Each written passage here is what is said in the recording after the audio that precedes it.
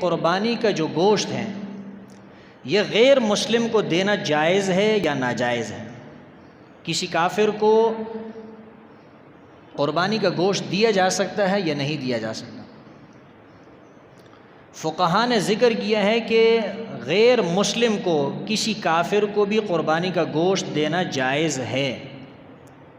آپ دے سکتے ہیں، کسی کافر کو بھی قربانی کا گوشت دے سکتے ہیں، اور دلیل قرآن کریم سورہ حج کی آیت نمبر 28 ہے۔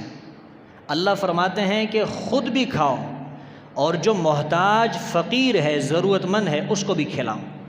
اللہ نے یہ نہیں فرمایا جو مسلمان ہے اس کو کھلاؤ، بلکہ اللہ نے فرمایا جو ضرورت مند ہے، محتاج ہے، اس کو گوشت کھلاؤ۔ مسلمان بھی ہو سکتا ہے، کافر بھی ہو سکتا ہے۔